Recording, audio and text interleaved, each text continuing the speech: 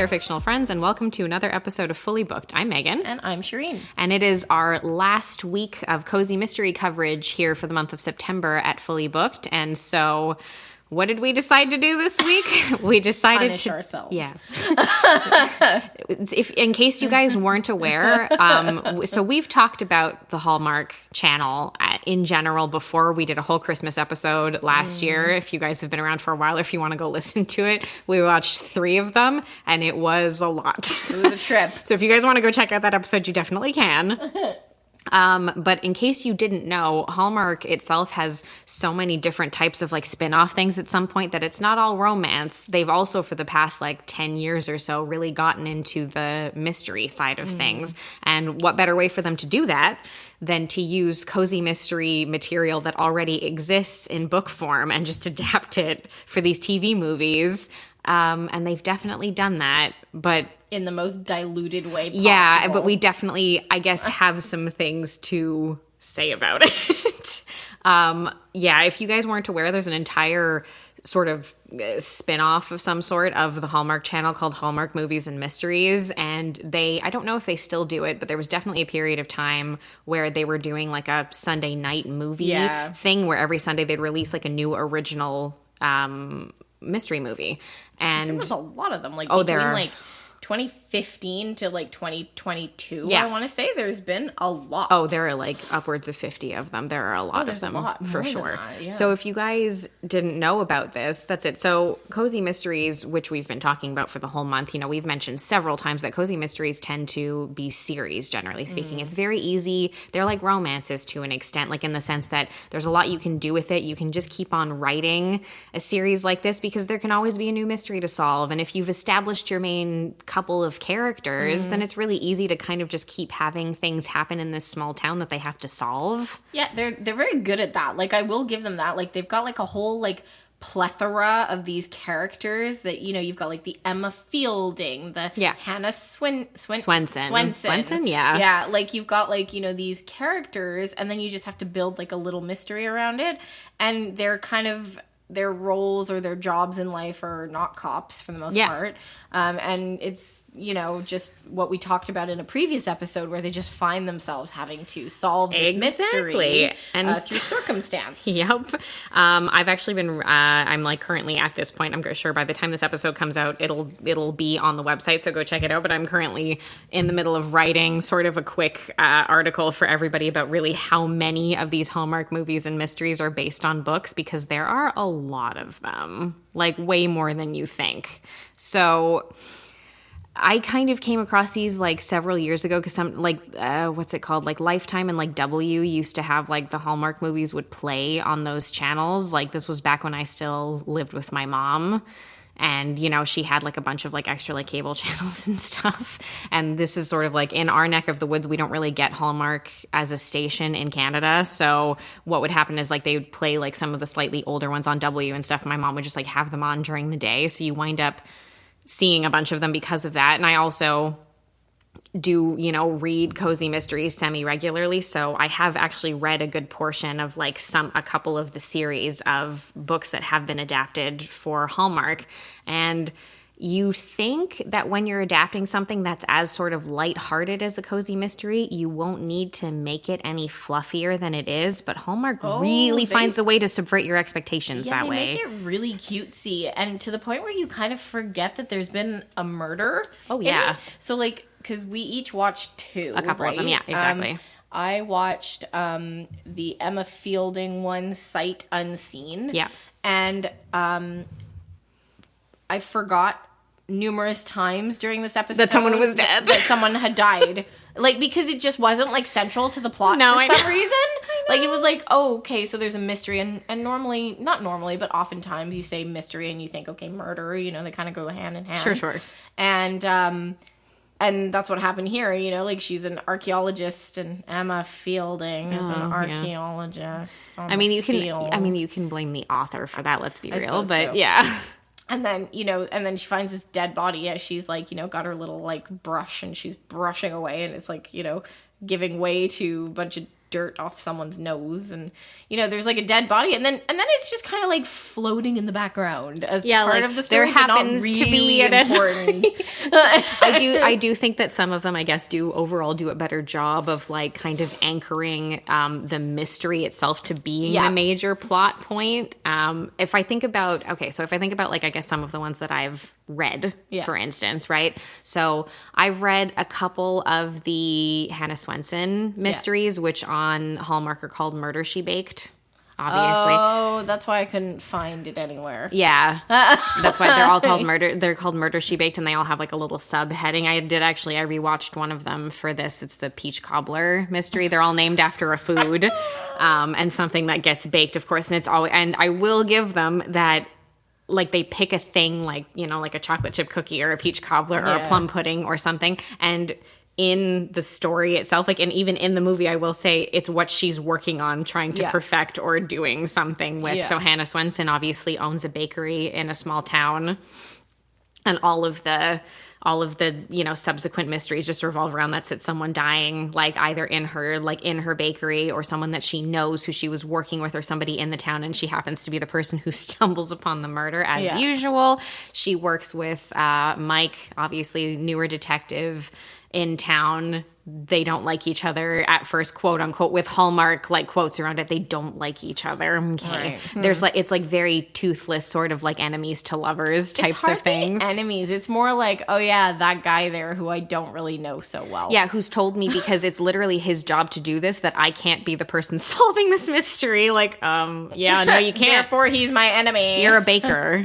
Like, no, you technically shouldn't be solving this mystery. You should not be doing this. And it's just always something that works so much better. Like in the book, they're properly like disgruntled with one another and annoyed, and they're not just like kind of like, oh, you're not helping, like in a really PG toned down kind of way. They're like, oh god, this person's so like fucking annoying, and like, because you get like a narration, because it's a book. You can feel the actual frustration that the character has, which I think probably lends itself a little bit better to that kind of thing, where like it starts as that and then actually develops into a relationship, based on mutual respect, because obviously this person is an officer of the law, and like Hannah herself is intelligent and quick-witted and able to kind of like partially determine what's happened. And then obviously over the course of the movies, I think there's like the Murder, She Baked ones, there's like a good 6 or 7 of those. Over the course, obviously, of time, there's a love triangle that eventually develops into her relationship with Mike specifically. The last one I saw, they were engaged. That's what I remember. And I was like, oh, okay. So there is some continuity with the characters. There is. Because, like, I haven't really watched very many. I watched a couple for this episode. Yeah. Like, this was, like, my first dabbling in the Hallmark mysteries. This was fun, too, because this is Shireen's, like, first foray into this. And I think maybe, like, we had a conversation maybe at some point, like, last year or something, where I mentioned it, and you were like, they have mystery movies on Hallmark? Yeah, I didn't really believe you. Because it just didn't fit to me, Like, but it's its own little thing. Yeah, like, I was kind of like, like, if you think about, like, the Goosebumps shows that were, like, rated, PG-13 way back in the day? I don't even know if they were PG-13. I think they were, like, PG. Yeah. And you're like, okay, like, that's an interesting, like, little, like, mystery, like, spooky thing. Yeah. But then when you say Hallmark in front of it, I'm like, You're like, what? No. I don't know how mystery fits in here. But, so I watched a couple. Obviously, it was like, my first exposure to the characters, and I don't even know if there's like an order that you're supposed to be watching them in. I mean, technically, there is, obviously, because they do, I think, like, there is enough continuity, I think, in the majority of them that, like, relationships between characters will be different in the first film, where they're just meeting, as opposed to the third or fourth, where they've had time to, get acquainted with one another. Yeah, and I think that the 2 that I watched may have been, like, the first ones in the series. Okay. So the Emma Fielding one, I was texting you at the same time, because I'm like, there seems to be like 4 love interests in this one. I can't tell which one it is. And I'm like, I don't even know who's who, because they all look the same, except the one dude who's got like really dark hair, and the other ones are like silver foxes. And I'm like, is the dark haired dude, either he's supposed to be the main love interest, or he's the murderer, or he's the bad guy? Like, I'm like, I don't know which one it is. And And that one, like, was really kind of getting on my nerves because I felt like there wasn't really much plot going on. I'm sure that the book was better, but I said to you, I'm like, I could have watched the first 10 minutes and the last 10 minutes and it would have just been like, okay. And that like, is definitely something that's like a running theme, whether it's a Hallmark mystery movie or just a fucking Hallmark movie in general. I think that is something you could do with the majority, is watch the first 15 minutes, the final 15 minutes, and probably have a pretty good idea of what's happened. And I do have to say, like, if I think back, like, you know, to like when you're a kid or when you're in school and it's Sunday night and you're preparing for the week and you're like kind of winding down from your weekend, this would be something you would want to watch because it's kind of mindless and it's cozy and it's warm and it's familiar and it's like, you know, it's got like a little bit of like a soap opera-y feel to it. Particularly since there are several entries in a lot of the series, it does kind of turn itself into a soap opera sort of. Yeah, because they're like episodes, right? Like, it's like episodes of a TV show almost, so you're like following it and you're like, oh, okay, well, what's going to develop between these two now that this has been introduced, or between these two now that this has happened, or whatever else is going to happen to this character. Like, this person's like shop burned down, what's going to be happening to them in the next one, you know? And like the other one I watched was and you pointed out to me, the main character is played by Jewel, the singer. Yes, it's the fixer-upper mysteries. The fixer-upper concrete evidence. Okay, one thing I will give to Hallmark about these movies, the puns are spot on. Oh my God. Like, they're so good all the way through. But honestly though, the majority of them I think are the names of the books themselves. So again, you got to credit the author for that, for coming authors. up. Yeah. Like, I really did enjoy kind of flipping through the titles. I was like, hee hee. You're looking, you're like, oh my God, I could just pick any of these because it's funny. They're all funny. And like, also I noticed that a lot of these movies had pretty well-known actors. Like, I was telling you, I was trying to watch one of the Martha's Vineyard ones. Because I was just like, whatever. Meaghan sent me a huge list of these. She's like, pick some of these. Oh, I've been writing an article for the website, and I realized in the middle of that how many there are. So many. And I was like, holy shit. I was like, so many of these are based on books. Like, I knew that there were a ton of them, like the mystery ones, but I was like, holy shit, like more than I thought at least were based on books. And I was like, my God, which is why I sent you like that giant list. I was like, all of these series, they're all based on books. Yeah. And so the Martha's Vineyard ones, I was like, okay, let's go check this out. And then I realized it was Jesse Metcalfe who was like the main detective in it. I'm like, oh, shit. If you're our age and you watched Desperate Housewives and John Tucker Must Die, that's like a person who will be familiar to you. Absolutely. And so I really wanted to watch those ones, but could not get a stream. So I ended up watching this concrete one with Jewel. Yeah. And which, again, blast from the past. And you're like, Jewel? Well, because I'm like watching it and I'm like, this chick looks familiar. And Megan's like, yeah, it's Jewel. And I do have to say that one did have a little bit more of a plot to it. Yeah. And I did feel a little bit more invested to find out what was going on. So I appreciated that one. Maybe a better subject matter, like what's the word I'm looking for? The source material. The source material is a little, and that's it. Maybe it's just source material that you would enjoy a little bit more because you find that there's more to the plot itself, basically. Yeah, I find that like the Murder, She Baked ones are fine because I find like, I guess more than anything, I think that the two leads, like the main character, like Hannah and the detective there, Mike, they have pretty good chemistry with each other. Like, they're playful with each other at least, so it's not just like this very straightforward, boring relationship that's forming, and you're like, okay, thank you. Like in Emma Fielding, where she's like very like, you can tell she's serious, very well-to-do and very serious, all and the you're time. Like, come on, Emma, have a laugh. Yeah, that's boring. That's not fun. They have to be like at least a little quirky. And the other one that I will say that I've seen several of the films, because again, one of the other ones with like a ton of entries are the Aurora Teagarden mysteries. So for anybody who's not aware of those, Aurora Teagarden, those are again a very long series of cozy mysteries, which I think are still being published. There might have been one published like 2 years ago or something, like not that long ago, written by Charlene Harris, who wrote the books that True Blood is based on. Because technically, despite the fact that True Blood are not cozy mysteries because they're a lot more violent and there's a lot more sex in them, if you look at the books themselves, they weren't called True Blood. They're called the Sookie Stackhouse Mysteries because there is like a mystery in every book that needs to be solved. I've read all of those, and I think I've read pretty much all of the Aurora Teagarden ones as well because I was on a kick of Charlene Harris like 10 years ago, and I was like, okay, yeah, sure, I'll read these ones too. Why not, right? So I read several of those ones. I read a couple of her other books too. She's got 5 or 6 series.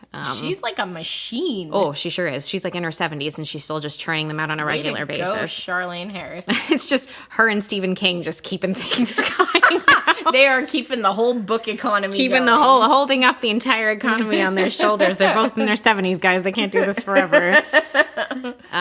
So I've read pretty much all of the Aurora Teagarden ones too. And those are ones that I also find are, okay, so this is the problem, right? Is that you take a network like Hallmark, which is very like, it used to be like a Christian network back in the 90s, basically, before they like reformatted it. And, when you take someone like Candace Cameron Bure and you give her the lead role in your movie, for anybody who doesn't know who that is, she played DJ in Full House and I guess Fuller House, because they had like that spin-off, that like whatever like sequel series or whatever on Netflix back in the day. And did you go Scottish for a second?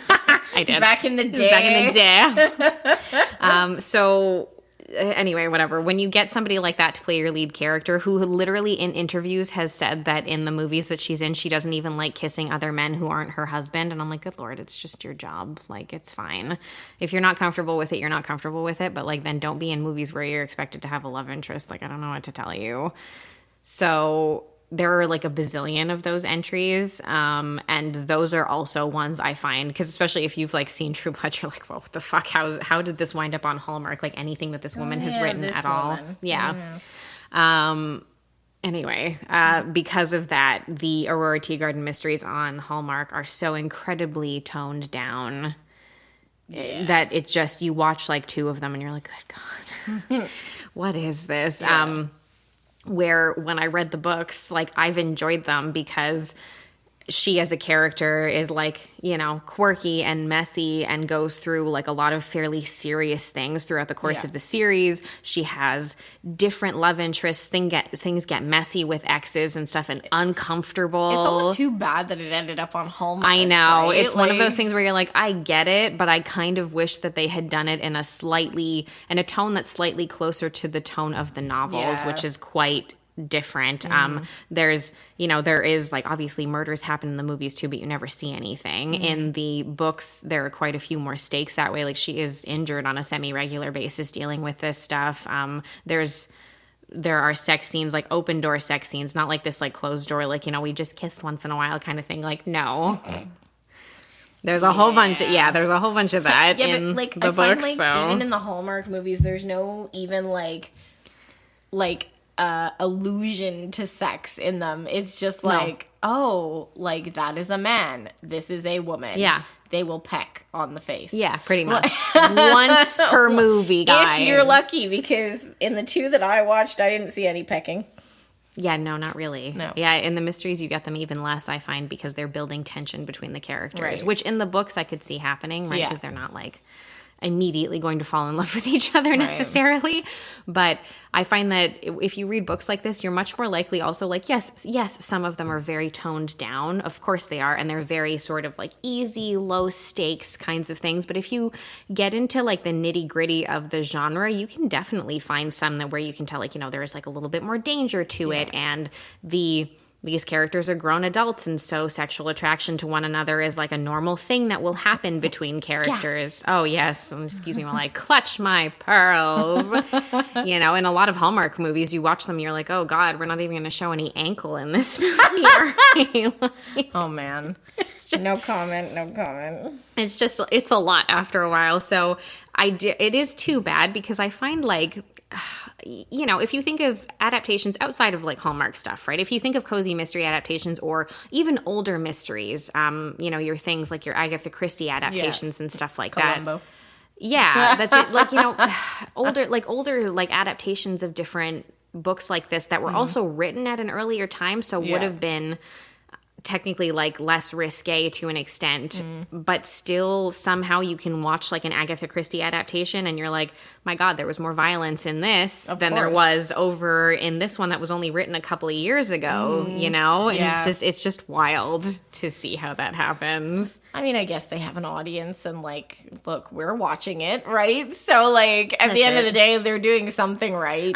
But I do think in the end, I think that what you said is probably the closest, like the truest thing about it is that, first of all, I mean, granted, okay, so I I have also met people in life who are extremely squeamish when it comes to films. And I'm not talking like, like, oh, I hate it when it's just like super gory, like the whole way through. Like, that's fine if you're not comfortable with that. Like, that I understand, to an extent. Some people like really don't react well to that level of violence. But I'm talking about people who like can barely even watch something like with any kind of like a murder in it because they get like, they're like, oh my God, oh, so scary, oh, I get uncomfortable. Like, that I don't understand, because I guess I'm just really not like that at all. But so I guess for that kind of demographic of people, this is a great option. This is a good option for like my grandmother. You know what I mean? Absolutely. Or like I'm thinking of like let's say like your moms and daughters who want to watch something together, but like, maybe daughter is like 10. Young. Or 9. Like, definitely could watch this, Absolutely, yeah. There wouldn't be anything really all that disturbing in the majority of these films. So, yeah. So I guess that, they're really they're well done for a particular demographic of people who want them. And even just excluding that for someone like myself who like isn't that thrown off by like at least a certain amount of violence in a film, who isn't really like turned off by that particularly, I'm perfectly comfortable with it. If I consider, that sometimes, I'm doing something at home, like you said, like you're unwinding on a Sunday, you're prepping for your week, you're doing whatever. Sometimes you want to put something on, but something that you don't have to like wholly pay attention to every piece of dialogue the whole way through. You could watch this with no audio and no dialogue, and you would still know exactly what was happening in these movies. Pretty much, yes. Yeah, so Shireen watched her Fixer Upper mystery and her Emma Fielding, and I watched, one of the Hannah Swenson mysteries, or one of the Murder She Baked mysteries, the Peach Cobbler one. And I also watched, I don't know why, mine were all food this time. And I had a feeling yours would be, so I stayed away from the food They wound up ones. being the food ones because it was like what was available when I was looking for ones to watch. So it was that one and the Curious Caterer one called Grilling Season. You see, the names are so snappy. They're so good. They're so good. Does he have a license to grill? Oh, well, if it makes you feel any better, the character in the Grilling Season one, she is a caterer. Her name is Goldie Bear. Which I was like, wow. I needed a second after the movie started. Really, I was like, holy shit. Goldie Bear. Okay. Which again is like another one. Did she serve a lot of lox? Oh my God. Yikes. Wow. Anyway. And on that note, those are our thoughts about Hallmark movies and mysteries. If you guys have never watched any, but you kind of like a mystery and you just want to like put something on while you're cooking, this seems like a great idea to me. Like, if you're making like prepping food for the week or you're doing something. Yeah. Yeah, definitely. If you're putting out, like, you're putting out, that's like you're cleaning, you're doing stuff, you're like doing like a reset for the week or whatever. Honestly, you do not have to pay attention to these and you will get the full story. No problem. Yeah. But if you guys have like watched a bunch of like the Hallmark movies and mysteries or whatever, or if you've read like a lot of like the ones that they're based on, let us know about that, because I'm curious to see too, because I have opinions about the fact that I think that they're way too toned down, but I'd be curious if some people can tell me about maybe some of the other ones that I haven't read that are very close to their source material. That way I would be curious to hear about that. So you guys can let us know about that over on Instagram and Threads, if anybody's on Threads at this point, at fullybookedca. We're back to Twitter now. I don't know, probably. Okay. Who knows? I don't even know anymore. Also, I never plug it and I really need to. You can check out our TikTok page, because we do have one, at fullybookedca as well. You can pretty much search that on most social media platforms and you'll find us. You can also check out our Facebook group at facebook.com/groups/bookwaswaybetter. And we're coming to you next week with just a little fun episode for the end of the month of September. But until then, guys, keep on reading. Thanks, everyone.